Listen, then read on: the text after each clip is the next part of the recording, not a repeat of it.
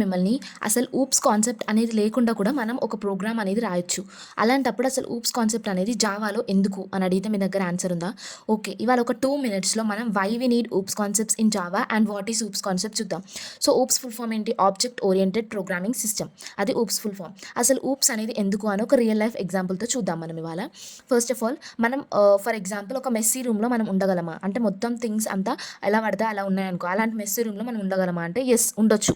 కాకపోతే easy to find the things అంటే ఇప్పుడు మనం ఒక బుక్ అనేది మనకు కావాలి ఆ రూమ్లో బుక్ కోసం వెతుకుతున్నాం. సో ఎక్కడ పడితే అక్కడ ఉంది, క్లాత్స్లో మిక్స్ అయింది, బట్టల్లో ఉంది, లేకపోతే ఎక్కడో ఉంది. సో మనకి ఏమైతే అంటే it's very hard to find out అనమాట. సో అదే ఒకవేళ ఒక లైక్ ఇమాజిన్ చేసుకోండి, ఒక ఆర్గనైజ్డ్ రూమ్ ఉంది. సో ఆర్గనైజ్డ్ రూమ్లో మనకు క్లోత్స్ అన్ని సపరేట్గా ఉంటాయి, బుక్స్ సపరేట్గా ఉంటాయి. సో అలాంటప్పుడు మనకి ఏమైతే ఏదైనా థింగ్ని ఫైండ్ అవుట్ చేయాలంటే ఈజీగా ఉంటుంది అండ్ రూమ్ని మెయింటైన్ చేయడానికి కూడా మనకి ఈజీగా ఉంటుంది. So everything is neat, life becomes easy. So దానివల్ల మనం ఈజీగా ఫైండ్ అవుట్ చేయొచ్చు. అలానే same thing happens in programming. అంటే ప్రోగ్రామింగ్లో కూడా అలానే can we write a code without OOPs concept అంటే ఎస్ మనం ఊప్స్ కాన్సెప్ట్ లేకుండా కూడా మనం ఒక ప్రోగ్రామ్ అనేది రాయొచ్చు. But the code becomes messy. ఆ కోడ్ అనేది మెస్సీగా ఉంటుంది అండ్ అర్థం చేసుకోవడానికి చాలా డిఫికల్టీగా ఉంటుంది. అండ్ మనం మేనేజ్ చేయలేము, దాన్ని ఒక సెక్యూర్ వేలో దాన్ని మేనేజ్ చేయలేము అనమాట. సో అందుకని ఊప్స్ కాన్సెప్ట్ అనేది యూజ్ చేసుకుంటాం. అంటే ఊప్స్ కాన్సెప్ట్ అనేది ఒక ఆర్గనైజ్డ్ రూమ్ లాగా అనమాట. సో ఊప్స్ కాన్సెప్ట్ ఏం చేస్తుంది అంటే మన పెద్ద కోడ్ని స్మాల్ పార్ట్స్ లాగా డివైడ్ చేస్తుంది, ఆబ్జెక్ట్స్ లాగా డివైడ్ చేసి మన ప్రోగ్రామ్ని ఒక స్ట్రక్చర్డ్ వేలో ఉంచుతుంది. సో దానివల్ల మనం రీయూజ్ చేసుకోవచ్చు అండ్ ఈజీగా దాన్ని మెయింటైన్ చేసుకోవచ్చు. So oops concept doesn't just help you the right the code. అంటే జస్ట్ కోడ్ రాయడానికి మనకు ఊప్స్ కాన్సెప్ట్ అనేది వద్దు, ఊప్స్ కాన్సెప్ట్ లేకుండా కూడా రాయొచ్చు.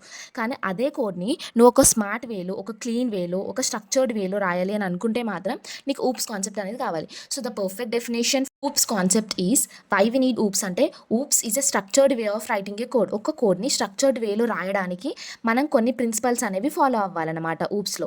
సో ఆ ప్రిన్సిపల్స్ అనేవి ఫాలో అయితే మన కోడ్ అనేది సెక్యూర్గా, క్లీన్గా, మాడ్యులర్గా, ఫ్లెక్సిబుల్గా, రీడబుల్గా, రీయూజబుల్గా ఇవన్నీ బెనిఫిట్స్ ఉంటాయి మన ప్రోగ్రామ్కి ఊప్స్ కాన్సెప్ట్లో ఉన్న 4 ప్రిన్సిపల్స్ ఫాలో అయితే. ఆ 4 ప్రిన్సిపల్స్ అనేవి ఏంటి అంటే encapsulation, abstraction, inheritance and polymorphism. So encapsulation వల్ల బెనిఫిట్ ఏంటి అంటే modularity and security. Abstraction gives the benefit security and flexibility. Inheritance అంటే రీయూజబిలిటీ, రీడబిలిటీ అండ్ ఫ్లెక్సిబిలిటీని ఇస్తుంది. And polymorphism readability and flexibility. అసలు మాడ్యులారిటీ అంటే ఏంటి, సెక్యూరిటీ ఎలా ప్రొవైడ్, అసలు ఎన్కాప్సులేషన్ ఇవి రెండింటిని ఎలా ప్రొవైడ్ చేస్తుంది అని మనం ఫ్రమ్ టుమారో అంటే రేపటి నుంచి మనం ఒక్కొక్క టాపిక్ని ఈచ్ డే అనేది నేర్చుకుందాం అనమాట ఇన్ ఏ ఈజీ వే. లాస్ట్కి ఈ 4 ప్రిన్సిపల్స్ని యూస్ చేసుకొని మనం ఒక చిన్న కన్సోల్ బేస్డ్ అప్లికేషన్ కూడా నేను మీకు ఎక్స్ప్లెయిన్ చేస్తానన్నమాట.